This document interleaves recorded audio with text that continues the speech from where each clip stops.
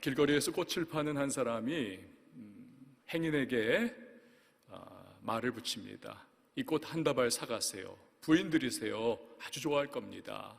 퉁명스러운 대답이 돌아와요. 나 마누라 없어. 그러면 애인이라도 사드리세요. 굉장히 좋아할 겁니다. 애인도 없어요. 그러자 잠깐 생각하는 듯 하더니 이 꽃 파는 사람이 이야기를 합니다. 그래요? 그러면 2다발을 사가지고 당신의 축복받은 팔자를 축하하세요. 여러분, 이 시간에 우리 남자분들에게만 좀 묻도록 하겠습니다. 이 사람이 꽃을 샀을까요? 안 샀을까요? 답은 여러분들이 자기 팔자를 어떻게 생각하느냐에 따라서입니다. 우리 사람들은요, 누구나 복 좋아합니다. 내 팔자에 복이 그냥 쏟아지면 좋겠다, 그러한 생각을 우리는 하면서 살아갑니다. 예전에 보면은 우리 주변에 정말 복이라고 하는 그 한자가 막 여기저기 찍혀 있지 않았습니까? 한복에도 요 고름 같은 거에 복, 숟갈에도 복, 젓가락에도 복, 그리고 그 밥상에도 복, 이불에도 복, 베개에도 복, 여기다가는 또 복주머니를 차고 다녔죠. 복을 정말 좋아하는 것이 우리들입니다. 여러분, 이 복에 대해서 그런데 2가지의 우리가 생각을 해봐야 하겠습니다. 복은 누구나 좋아하지만 누구나 복을 받는 것은 아니라는 사실입니다. 복 받는 사람이 복 받는 것입니다. 2번째는요, 복을 받는다라고 하는 이 문장, 복을 만든다, 이것이 아닙니다. 복은 받는 것입니다. 복은 위로부터 받는 것입니다. 그런데 예수 믿지 않는 불신자분들은 내게 복을 주시는 그 위, 저 위쪽, 이것을 하늘이다, 또 우주다, 이렇게 표현을 하죠. 하나님 알지 못하니까 그런 거죠. 우리는 알고 있습니다. 크리스천들은 복은 받는 것인데, 복을 내게 주시는 그 위에 계신 분, 그리고 그 하늘, 그게 무엇이고 그것이 누구시냐? 여러분, 복을 주시는 분은 바로 하나님이십니다. 우리는 이것을 믿고 있는 사람들이고 잘 알고 있는 사람들이지요. 오늘 우리가 읽은 시편 1편은 하나님이 주시는 복, 이 복을 누리는 사람, 복이 있는 사람, 과연 누구냐, 이것을 우리에게 설명을 해주고 있습니다. 자, 먼저 우리 1절 말씀을 같이 읽어봤으면 좋겠습니다. 시작. 복 있는 사람은 악인들의 꾀를 따르지 아니하며 죄인들의 길에 서지 아니하며 오만한 자들의 자리에 앉지 아니하고. 아멘. 악인들의 꾀를 따르지 않는다, 죄인들의 길에 서지 않는다, 오만한 자의 자리에 앉지 않는다. 이게 복 있는 사람이라는 겁니다. 자, 그런데 그 구절에 보면요, 3개의 동사가 나옵니다. 그렇죠? 따르다, 서다, 앉다. 따르다, 서다, 앉다. 이 단어들을 가만히 생각을 해보면요, 점층법으로 구성이 되어 있습니다. 상황이 점점 더 심화되는 것입니다. 즉, 처음에는 그저 별 생각 없이 그 악인들을 이렇게 따라갈 뿐이었습니다. 그냥 따라가는 거예요. 그러다가 얼마 후에는 악인들과 함께 서는 겁니다. 다시 말하면 적극적인 동조자가 되더라는 것이죠. 그리고 마지막 단계는 무엇입니까? 그 악인들의 자리에 앉는 것입니다. 운명 공동체가 되는 것이죠. 그런 과정을 통해서 결국 사람은 파멸을 하는 것입니다. 악인은 나락으로 떨어지는 것이죠. 함께 망하는 것입니다. 여러분, 성경이 말씀하는 복 있는 사람은 그렇게 어떤 사람인가? 애당초 죄인의 길과 악인의 꾀와 오만한 사람의 자리에 아예 가지를 않아요. 함께 하지를 않습니다. 이 거부, no, never, 거부하는 사람입니다. 왜냐하면 이 복이라고 하는 것은 아까 말씀드렸듯 위로부터 하나님이 주시는 건데, 그럼 하나님은 어떤 분이시냐? 로마서 8장 7절을 보면요, 육신의 생각은 하나님과 원수가 된다. 육신의 생각은 하나님과 원수가 된다. 그러니까 육신의 생각을 가지고 살아가는 죄인, 악인, 또 그 길을 함께 가는 사람, 이 복받기는커녕 하나님과 원수가 되는 것을 자청하는 것이죠. 복받을 수가 없습니다. 간혹 가다가는 잘 먹고 잘 사는 것 같을 수도 있겠죠. 잘 나가는 것 같이 보일 수도 있습니다. 남보다 흥하는 것처럼 여겨질 수도 있습니다. 그러나 그 복은 하나님으로부터 온 복이 결코 아니라는 것입니다. 언젠가는 그것이 그 사람을 망치고 말 것입니다.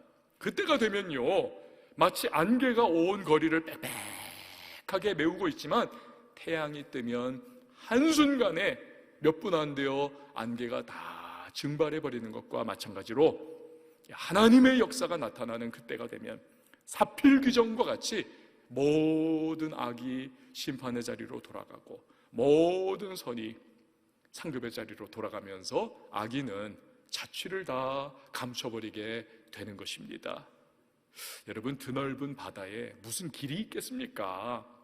근데 그렇지 않죠. 해로가 있습니다. 아니죠. 푸른 창공, 그 넓디 넓은 하늘에 무슨 길이 있습니까? 그렇지 않습니다. 항로가 있습니다. 배와 항공기가요, 그래서 배는 해로를 따라가야지만 뜻하지 않은 암초에 부딪혀서 파선하지를 않습니다. 비행기가 항로를 향해서 통해서 가야만 다른 비행기하고 충돌하지 않죠. 또 난기류, 갑자기 돌풍을 만나가지고 추락할 수 있는 위험을 회피할 수가 있는 것입니다. 마찬가지로 하나님께 복받기 위해서는 하나님이 인정하시는 복된 길, 복로, 이 길로 우리가 나아가야만 하나님이 복을 주시는 것입니다. 죄인의 길을 피해야 한다는 것이죠. 자, 그런데 한편으로는 이것은요, 복 있는, 복 받은 사람이 나타내는 이것은요, 죄인의 길을 피하고 죄인의 생각과 죄인의 자리에 함께하지 않는 것은 이것은 소극적인 차원의 모습일 수 있습니다. 자, 복 받는 사람이 가지는 좀 더 적극적인 차원의 모습이 있습니다. 2절의 말씀 우리 같이 한번 보도록 하겠습니다. 시작. 오직 여호와의 율법을 즐거워하여 그의 율법을 주야로 묵상하는도다. 아멘. 복 있는 사람은 악인의 꾀와 죄인의 길과 오만한 자의 자리 대신에 하나님의 율법, 즉 말씀을 즐거워한다는 것입니다. 그리고 그 말씀에 대한 즐거움이 이 사람을 막 움직이게 해가지고는 날마다 매일매일 하나님의 말씀을 묵상하고 그 말씀을 따라 살아가는 그러한 모습을 보이게 하더라라는 것입니다. 이게 마치 뭐와 같으냐 하면요, 사랑하는 연인을 한번 생각을 해보십시오. 두 사람이 좋아 죽는 겁니다. 편지를 주고받았다고 생각을 해보세요. 정말 사랑에 빠져가지고 지금 좋아 죽고 못 사는 두 사람이 나누는 편지 내용이 여러분 어떤 내용이겠습니까? 제3자가 그걸 이렇게 갑자기 보게 되면요, 막 닭살이 돋고 오글거리고 유치찬란하다 막 이렇게 비웃을 수가 있겠죠. 그런데 정작 그 두 사람은 상대방이 보내온 그 편지를 보면서 막 그냥 사랑의 감정이 불타오르고 미칠 것 같고 너무너무 감동스럽고 감격스럽고 막 그냥 그 연애 감정이 폭발하는 그러한 즐거움, 기쁨, 이것이 막 충만한 거죠. 그런 거 아닙니까? 설레고. 그래서 그 편지를 읽고 또 읽고 너덜너덜해질 때까지 그런 거죠. 여러분, 그게 바로 하나님의 말씀을 즐거워한다. 그래서 주야로 그 말씀을 묵상하는 사람의 마음인 것입니다.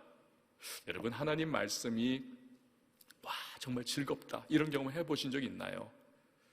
이번에 이 코로나19가 이제 3년차 이렇게 접어들면서 이제 뭐 우리가 일상으로 점점 돌아가고 있지만 지난 2년 동안 여러분, 우리 교회가 정말 중점적으로 신경 쓰면서 독려해드린 것이 무엇입니까? 통질, 통독의 즐거움, 큐질, 큐티의 즐거움이었습니다. 하나님의 말씀을 통해서 우리가 암담한 상황 속에 기쁨과 즐거움을 얻어야 합니다. 그래서 막 계속해가지고 성경을 읽고 묵상하는 그 일을 우리가 독려를 해드리지 않았습니까? 그러면서 들려오는 많은 분들의 이야기 간증거리가 정말 일평생 이때처럼 하나님의 말씀이 내게 은혜가 되고 감동이 되고 내 삶에 힘이 되는 줄 나 몰랐었습니다. 미처 몰랐었습니다. 그러한 이야기들이 종종 들려옵니다. 여러분, 저는 개인적으로 군대 생활을 할 때 이 하나님 말씀이 정말 이게 기가 막히는 거구나, 이렇게 귀하고 좋고 꿀송이 같은 것이구나, 그걸 저는 군대 생활에서 정말 그 어느 때보다도 충만하게 경험을 했습니다. 하나님 말씀을 딱 읽기만 하면요, 이 말씀 속에서 진짜 막 하나님께서 저에게 이렇게 말씀을 주시는 것 같아요. 그러면서 너무너무 은혜가 되고, 안 읽으면은 정말 막 못 견디겠습니다. 그래서 성경을 정말 읽고, 근데 문제는 시간 아닙니까? 군인이니까 무슨 시간이 많지는 못하잖아요. 어떻게든 시간을 쪼개고 만들어가지고 그 시간에 성경을 읽어야 하겠는데 다른 시간이 없습니다. 이거 내가 피곤한 길을 가지 않으면 안 되겠구나. 그래서 아예 고참들한테 저를 새벽 2시에서 새벽 4시 불침번으로 아예 그냥 말뚝을 박아주세요. 그 사람이 가장 피곤한 시간, 가장 깊이 잠들어 있는 바이올 리듬에 의한 그 시간이 새벽 2시에서 4시입니다. 만물이 고요하고 사람은 깊이 잠들어 있는, 고참들이 그 시간에 불침번으로 초소에 나가길 싫어하는 거예요. 제가 그걸 파고든 겁니다. 그 시간 저를 말뚝 박아주세요. 그냥 온 주변이 새카맣고 풀벌레 소리가 들리고 저 앞에 있는 밭에서 깻잎 향기가 막 이렇게 너무 달콤하게 이렇게 정말 냄새가 오는데, 그 초소에 혼자 덩그러니 앉아가지고 이 성경을 이렇게 읽으면요, 너무너무 좋은 겁니다. 너무너무 좋은 거예요. 그 막 성경 부지런히 그렇게 읽었습니다. 그리고 또 이제 아이디어를 짜냈어요. 이 한여름이 되면 주간에 그 막사 안에서 이제 불침번을 잠자는 건 아니지만 시간별로 이렇게 서는데, 한여름이니까 그 앉아있는 책상에 그 구조가 좀 건물이 이상해가지고 정통으로 그냥 태양빛이 이글이글한 그 자결하는 태양빛이 때립니다. 거기 앉아있으면요, 이게 사우나 한증탕입니다. 한증막. 고참들이 너무너무 그걸 힘들어하는 거예요. 그래서 제가 그냥 그 시간에 거기 말뚝 박아주세요. 다 좋아하죠. 제가 저기 그냥 계속 앉는데, 그러면서 저는 그 시간에 막 땀은 줄줄줄줄 나는데 성경은 계속 읽는. 그런데요, 아무리 잠 못 자고 아무리 피곤하고 아무리 땀이 범벅이 돼도 이 성경을 읽으면 정말 너무너무 감격적이고 은혜가 되고, 심지어는 이 성경을 읽으면 막 우주의 삼라만상의 원리와 법칙이 이 성경 안에서 막 해답이 주어지는 것 같은 막 그런 느낌. 어떨 때는 성경을 읽으면요, 이 성경의 활자가 막 살아 움직이면서 나를 읽어라 막 그러는 것 같이 진짜 꿈틀꿈틀하는 그러한 느낌. 이 하나님의 말씀이 성령의 감동으로 기록이 된 것이기 때문에 여러분, 하나님의 말씀을 막 읽는데 이게 감격으로 다가오고 은혜로 다가오고. 제가 신혼 4개월 때 군대를 갔거든요. 얼마나 좀 고달프고 공고한 마음입니까? 하지만 그렇게 성경 읽는 재미와 은혜와 그 감동 때문에 그 2년 세월을 이게 정말 너무너무 감격적으로 보냈었습니다. 너무너무. 그리고 나서 이제 군대에서 12번을 성경을 통독을 했어요. 12번을. 12번째 딱 읽으니까 군대에서 더 읽지 말라고 빨리 이제 제대하라는 거예요. 그래가지고 집으로 돌아왔습니다. 참 신비한 경험이었어요. 그러니까 어렵고 공부할 때 하나님이 막 은혜를 부어주셨던 것 같습니다. 성경을 통해서. 여러분, 말씀을 즐거워하고 이걸 늘 묵상하는 것을 다른 말로 하면 말씀과 동행하는 삶. 한번 따라해 주세요. 말씀과 동행하는 삶. 말씀과 동행하는 삶이라고 할 수가 있습니다. 이것이 복받는 사람의 적극적인 차원의 모습이라는 것이죠. 여러분, 우리가 하는 말에는요, 우리의 성격이 담겨 있고 인격이 담겨 있고 우리의 생각과 마음이 다 그 말에 담겨 있습니다. 말이 곧 그 사람이죠. 하나님 마찬가지입니다. 하나님의 말씀에 그분의 성품과 그분의 인격과 그분의 생각, 그분의 뜻, 이게 다 그 안에 계시가 되어 있고 그 안에 살아 움직이는 것입니다. 성령의 감동으로 기록되었기 때문에. 그래서 말씀과 동행하는 것은 곧 하나님과 동행하는 삶인 것입니다. 이것을 디모데후서 3장 16절이 우리에게 알려주고 있죠. 같이 한번 읽어봅니다. 시작. 모든 성경은 하나님의 감동으로 된 것으로 교훈과 책망과 바르게 함과 의로 교육하기에 유익하니. 아멘. 그러니까 우리가 말씀과 동행하며 살아가면 그 안에 하나님의 성품이 담겨 있고 하나님의 뜻이 계시되어 있기 때문에 하나님처럼 점점 우리가 거룩해지고, 말씀과 동행하며 살아가면 하나님처럼 점점 우리가 변화받으면서 의로운 삶을 살아가게 된다. 그래서 의로 교육하기에 유익하다라는 겁니다. 영국의 스로스치라고 하는 사람은 흉악범이었습니다.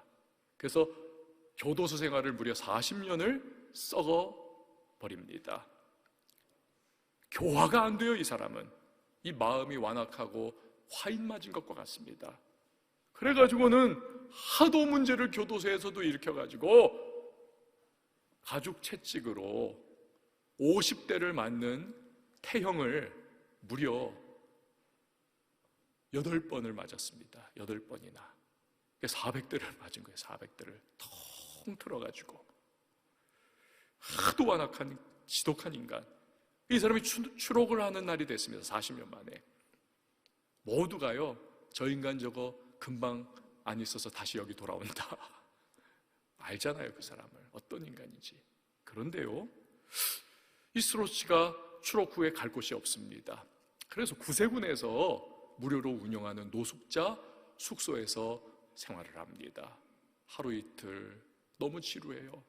며칠이 지났는데 할 일도 없고 지루하고 뒤적뒤적 이것저것 잡지도 뒤적거리고 막 했겠죠. 그러다가 눈이 딱 간 것이 책상 위에 있는 성경이 눈에 들어왔습니다. 저것도 한번 뒤적뒤적 해볼까 읽다가, 여러분, 성경에는 하나님의 성령의 감동으로 기록된 것이기 때문에 완악한 마음의 빗장을 열고 성체와 같이 굳게 닫혀있는 마음의 문을 성령께서 열어주시는 겁니다. 이 스로스치가 성경을 뒤적뒤적 하는데 거기에 나오는 하나님의 말씀이 자기의 죄악된 심령을 찌르고 들어오는 거예요. 예수의 빛이, 복음이 그 마음에 비추기 시작한 겁니다.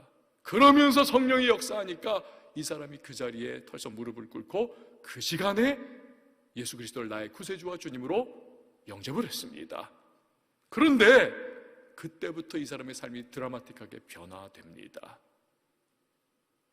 그렇게 두드려 맞아도 안 되고 40년 교도소 생활을 해도 안 되는데 성경을 통해서 예수를 알고 예수님 영접한 이후로 이 사람이 나머지 인생을요, 범죄를 더 이상 저지르지 않고 20년 세월을 자기가 변화받은 그 구세군 노숙자 숙소에서 섬기고 헌신하고 전과자들을 돌보고 갈 곳 없는 사람들에게 예수 전하고 정말 낮은 곳에서 섬기면서 그렇게 이 사람이 나머지 20년을 보냅니다. 그러면서 그가 늘 했던 말이 뭐냐면 40년의 감옥 생활과 400대의 가죽 채찍으로 맞는 태형이 나를 변화시키지 못했지만 하나님의 말씀인 성경과 예수님께서는 나를 단 1분 만에 변화시키셨습니다. 할렐루야. 여러분, 그렇습니다. 말씀과 동행할 때 하나님이 변화시키지 못할 사람은 없습니다. 말씀이 그 사람과 동행해 주시고, 내가 말씀과 동행하면 여러분, 사람은 반드시 변화될 수 있음을 믿으시기를 바랍니다. 여러분, 자녀들에게도 자꾸 말씀을 가르치시고 자꾸 말씀을 들려주셔야 합니다. 자, 우리가 소극적으로는 죄와 악을 거부하고 적극적으로는 이 말씀과 동행하는 삶을 자꾸 살아갈 때, 근데 하나님이 그때 주시는 복이 있습니다. 자, 3절 말씀 우리 같이 읽어봅니다. 시작. 그는 시냇가에 심은 나무가 철을 따라 열매를 맺으며 그 잎사귀가 마르지 아니함 같으니 그가 하는 모든 일이 다 형통하리로다. 아멘. 즉 하나님이 복을 주셔서 시냇가에 심은 나무와 같이 된다. 여러분, 우리가 우리 한국 사람들은요, 비가 우리는 자주 오기 때문에 시냇가에 심은 나무가 별 의미 없이 그냥 그런가 보다 이렇게 다가봐요. 그렇지 않습니까? 우리는 늘 푸르러요. 한겨울만 아니면 겨울에도 또 푸르른 나무도 있고, 별 우리에게는 의미가 없지만 이스라엘은 다릅니다. 이 팔레스틴 지역은 우기와 건기가 분명하게 나뉘어져 있고요, 비가 집중적으로 오는 우기는 며칠 되지 않습니다. 1년 거의 내내가 건기, 비 한 방울 오지 않습니다. 그러니까 이 땅은 척박한 땅이요, 이 땅은 선인장 가득한 땅이요, 이 땅은 가시덤불만 그렇게 뒹굴고 있지 제대로 된 나무들이 여러분 자라지를 웬만해서는 못하는 땅입니다. 그런 곳에서는요, 시냇가에 심은 나무라고 하는 이미지는요, 이건 대단한 겁니다. 강렬한 겁니다. 사방을 둘러봐도 온통 척박한 곳인데 시냇가에 딱 심기운 나무, 거기에는 푸르름이 있고 거기에는 풍성함이 있고 거기에는 탐스러운 열매가 주렁주렁 맺혀있는, 이건 특별한 이미지인 겁니다. 그러면 시냇가에 심은 나무처럼 말씀과 동행하는 사람은 구체적으로 어떤 삶을 살게 된다는 것이냐? 먼저 철을 따라 열매 맺는 인생이 된다는 것입니다. 철을 따라 열매 맺는 인생. 열매 맺는 인생, 이거 얼마나 좋습니까? 아무리 해도 열매 못 맺는 인생이 있어요.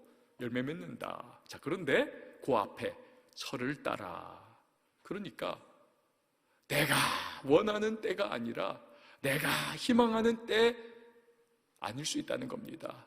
하나님께서 계획하시고 하나님께서 오케이 해주시는 카이로스의 시간, 그 때에 열매를 맺는다 라는 것입니다. 자, 또한 잎사귀가 마르지 않습니다. 그리고 그가 하는 모든 일이 다 형통하게 된다. 즉 척박하고 가뭄과 같은 현실과 상황이어도 말씀과 동행하는 사람은 반드시 형통 인생을 살게 된다는 것입니다. 할렐루야. 여러분, 누가 떠오르십니까? 형통 인생 하면 요셉 떠오르지 않으세요? 탁 하고 요셉. 아버지 야곱이 너무너무 사랑했습니다. 아니, 그건 편애였어요.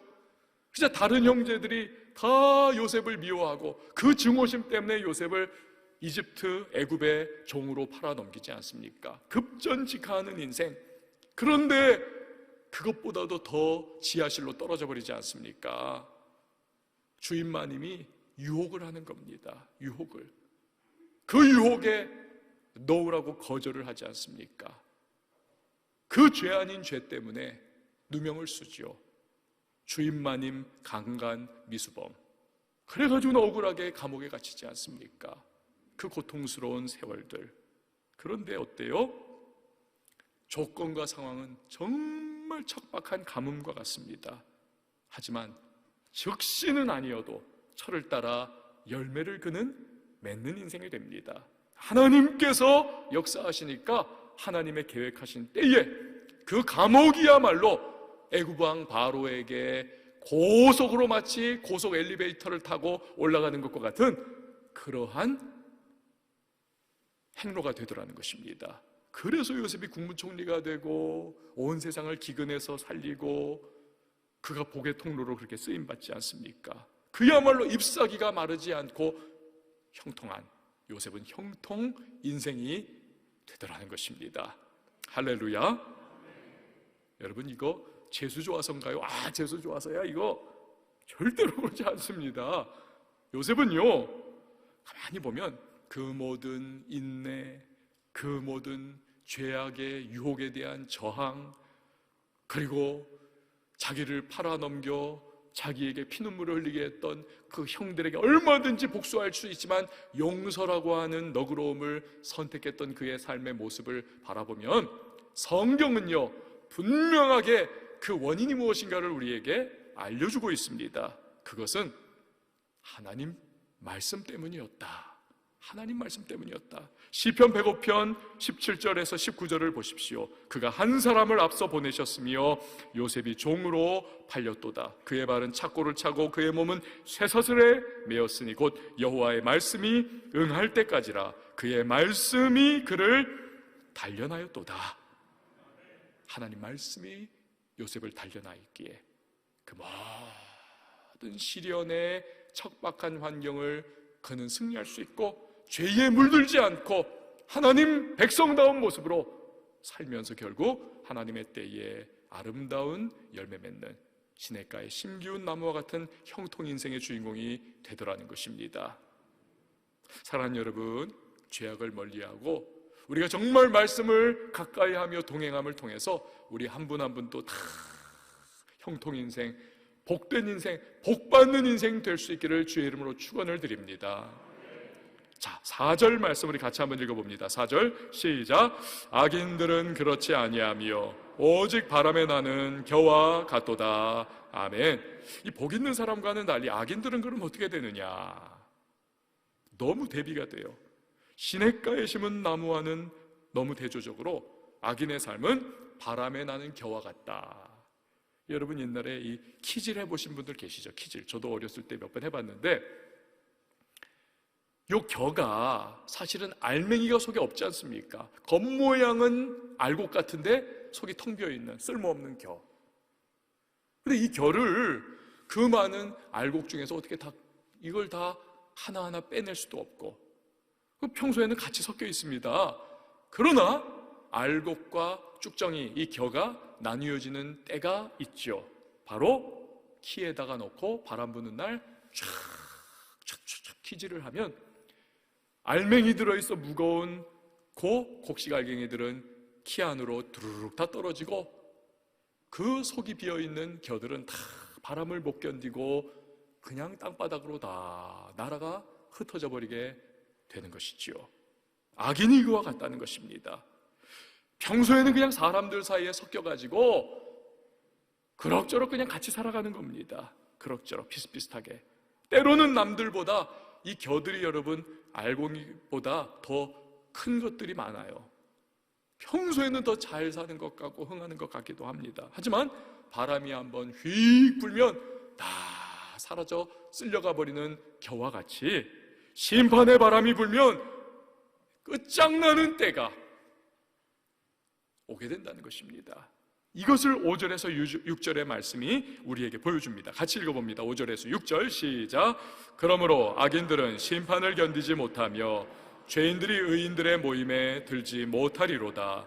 무릇 의인들의 길은 여호와께서 인정하시나 악인들의 길은 망하리로다. 아멘. 여러분 결국 이 시편을 통해서 우리에게 하나님께서 지금 묻고 계신 겁니다. 우리 한 분 한 분들에게 우리의 마음과 심령 속에 넌 어느 길을 갈래? 악인의 길이니 의인의 길이냐? 잠깐은 흥해 보이고 잘돼 보이고 좋아 보이지만 심판의 바람 한번 불면 다 쓸려 사라져버리는 겨와 같은 인생 살아갈 거냐? 아니면 때로는 힘들고 고난이어도 말씀 붙잡고 동행하면서 죄인의 길을 거부하고 살아가기에 결국에 가뭄이 들어도 살아남고 풍성한 열매를 맺는 시냇가에 심기운 나무와 같은 인생을 너는 선택하겠느냐? 너 어느 길을 걸어갈래? 오늘 이것을 우리에게 하나님께서 질문하고 계시는 것입니다. 지난주에 저는요 한 40대 초반의 젊은 기업가와 이렇게 대화를 나눈 적이 있습니다. 한 2시간 정도 이렇게 이야기를 했는데 이분은요 초등학교 때부터 30대 초반까지 우리 교회에서 정말 열심히 신앙생활을 하신 분이십니다. 열심히 제가 교사로 있던 초등부에 초등학생이기도 했어요. 이 얘기를 쭉 나눴는데 자기가 어렸을 때 가정 형편이 너무 어려웠던 겁니다. 부모님이 이혼을 하시고 할머니하고 둘이서 이 초등학생이 살아가는 거예요. 얼마나 힘들겠습니까? 나중에는요, 하다 못해가지고 그 삼촌이 운영하시는 그 조그만 카센터에 그 2층에 허름한 방에서, 쪽방 같은 거겠죠, 거기서 할머니하고 둘이서 같이 사는 거예요. 인생은 정말 힘들고 고달프고 사는 게 그 어린아이의 마음에도 쉽지가 않지만, 근데 한 가지, 이 교회만 나오면 물고기가 물 만난 것 같이 너무너무 좋더라는 겁니다. 목사님의 말씀 들으면 너무 은혜가 되고, 선생님들이 늘 머리를 쓰다듬어 주면서 힘내라 얘기해 주시고, 교우님들이 등 두드려 주고, 정말 그 어린 마음이지만, 야, 교회 너무 좋다, 야, 우리 성도님들, 우리 선생님들 너무너무 좋다, 우리 하나님 너무너무 좋은 분이야. 그 말씀 들으면서 늘 미래를 꿈을 꾸는 겁니다. 미래를 꿈을 꾸는 거. 열심히 신앙생활을 하면서 그렇게 중고등학교, 대학교, 청년부 이렇게 자라났습니다. 그러다 이제 직장을 들어간 거죠.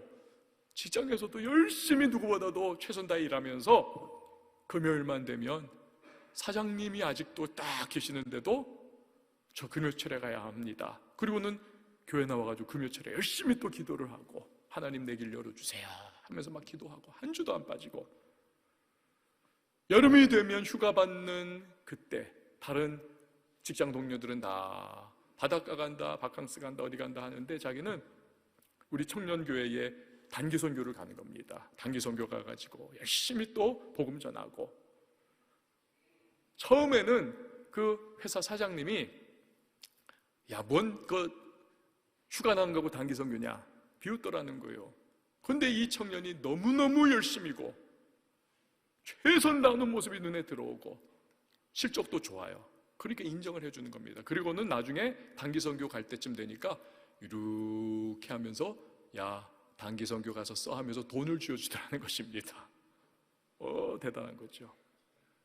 그러다가 몇 년 전에 창업을 했습니다.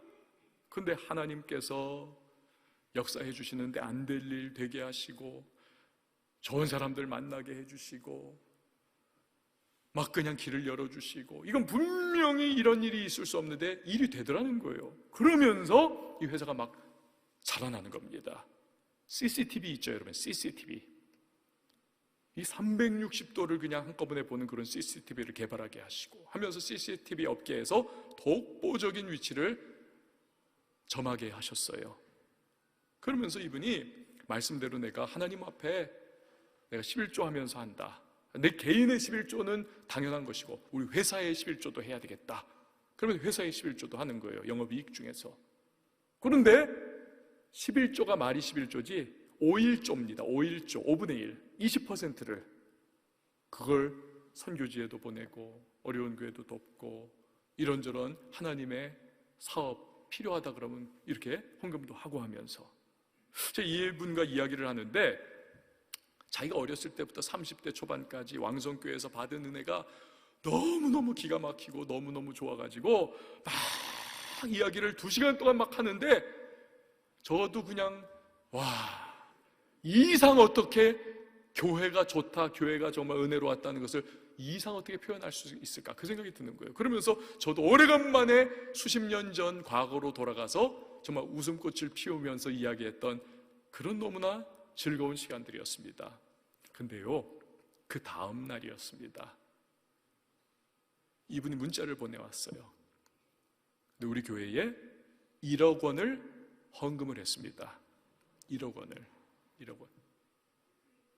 자기가 어렸을 때부터 너무너무 힘들게 살았는데 교회에서 받은 은혜가 너무 크고 이웃사랑 실천회에서 자기 너무 어려웠을 때 이렇게 막 10만 원 이렇게 지원도 해주시고 몇 번을, 그리고 장학금 교회에서 또 지원해줬던 그게 너무 감사하고 고맙고 그때 너무 은혜 많이 자기가 받았었다는, 이분은 참 된 사람이에요. 은혜를 아는 사람이죠.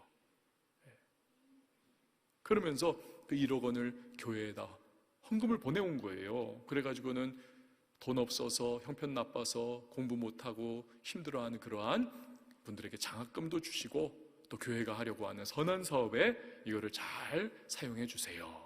그렇게 보내왔습니다. 여러분, 제가요, 이 헌금 기도할 때 여러분들은 어떻게 들으시는지 몰라도 제가 하나님, 거룩한 부자들이 일어나서 더 많이 베풀고 나누고 구제하고 헌신케 하여 주시옵소서, 복음과 하나님의 나라를 위해서 충성케 하여 주시옵소서. 제가 이거 기도하는 이유가, 제가 기도하면서 우리 성도님들이 정말 복을 받고 성도님들이 정말 그런 거룩한 부자들이 돼야 되겠다, 이 믿음으로 제가 여러분에게 선포를 하는 거거든요. 그것을 믿음으로 받아서 아멘 하시면 그 믿음의 작용이 나타나며 하나님께서 지금 당장은 내 삶이 너무 어렵고 가망이 없어 보여도 꿈 같은 말을 하는 것처럼 생각돼도 하나님께서 그러한 역사를 나중에 보면 일으켜 주시는 하나님의 능력을 경험하게 되는 것이거든요. 그걸 여러분 기억하셔야 돼요. 제가 여러분 이분의 이야기를 왜 이렇게 장시간에 걸쳐서 했습니까? 1억 원 받아가지고 제가 이분 영웅화시키는 그러한 이야기를 제가 지금 하는 겁니까? 아니요. 제가 지금 드리고자 하는 요지는 무엇입니까? 좌절하고 낙심할 수 있는 현실이에요.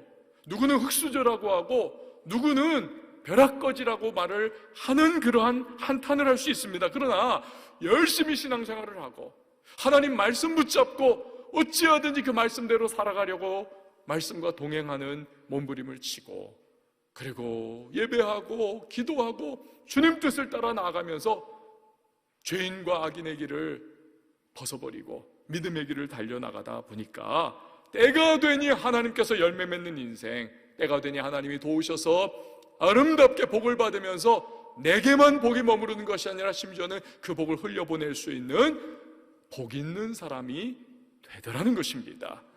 여러분, 저는 우리 모든 왕성의 성도님들이 좀 그렇게 됐으면 좋겠어요. 정말 하나님이 주신 은혜에 정말 감사하면서 그 복을 나눌 수 있는 그런 복된 인생, 얼마나 좋겠습니까? 그 한 예를 저는 이분 통해서 여러분에게 보여주고 싶었던 겁니다. 여러분, 힘들고 어려워도 유혹과 시험이 다가와도 악한 꾀를 따르지 말고 대신에 하나님 말씀 붙잡고 주님과 동행하면서 살아가는 삶, 그럴 때 반드시 살아계신 하나님 역사해 주시면서 그분이 너 보니 내가 정말 기쁘다, 하나님이 때가 되면 철을 따라 열매 맺듯이 그 시냇가에 심기운 나무와 같이 우리의 인생에 복된 인생 되게 하시고 복을 나누는 인생이 되게 해주실 것입니다. 우리의 모든 삶이 그런 모습. 마지막으로 우리 시편 1편 같이 다시 한번 읽고 마무리하도록 하겠습니다. 시작. 복 있는 사람은 악인들의 꾀를 따르지 아니하며 죄인들의 길에 서지 아니하며 오만한 자들의 자리에 앉지 아니하고 오직 여호와의 율법을 즐거워하여 그의 율법을 주야로 묵상하는도다. 그는 시냇가에 심은 나무가 철을 따라 열매를 맺으며 그 잎사귀가 마르지 아니함 같으니 그가 하는 모든 일이 다 형통하리로다.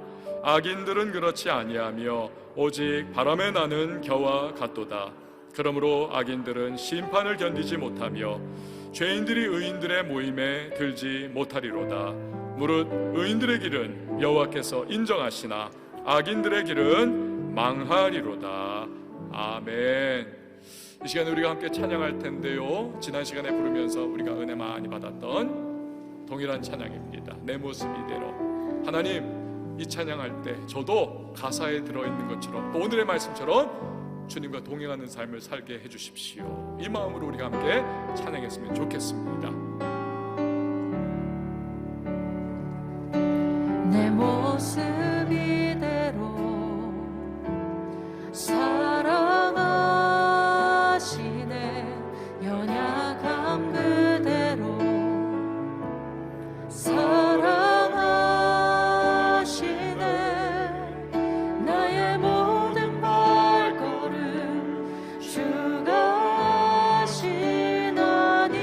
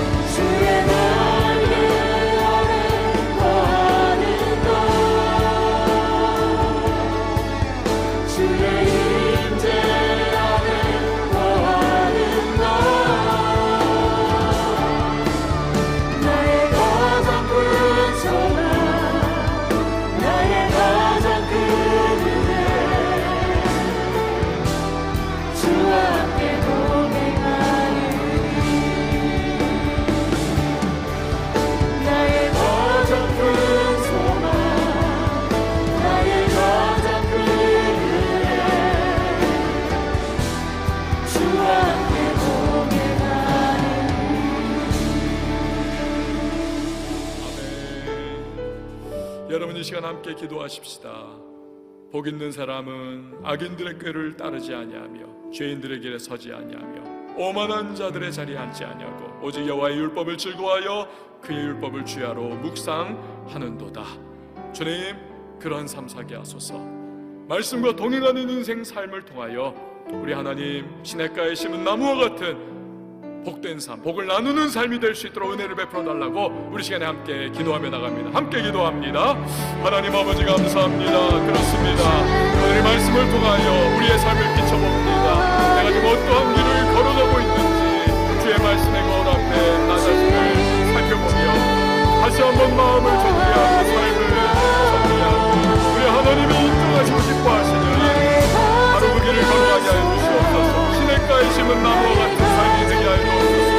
복을 누리고 복을 나누는 삶이 되게 해 주옵소서. 우리 하나님 아버지, 우리 모든 원생의 성도님들이 진정으로 복된 인생을 살며 복을 받는 하나님의 사람들로 나아가게 하여 주시옵소서. 전능하신 주여, 지금 우리의 발걸음 속에 하나님 기뻐하시지 않는 발걸음이 있다면 주님 말씀을 붙잡고 다시 돌이키며 우리 하나님 아버지께서 기뻐하시는 인정하시는 그 길을 걸어가 하나님이여 철다를 맺고 잎사귀가 무서워도 아름답게 우리가 하나님 가뭄의 때에도 푸르름을 누릴 수 있도록 우리 모든 왕성의 성도님들이 복 있는 사람 되게 하여 주시옵소서. 예수님의 이름으로 기도합니다. 아멘.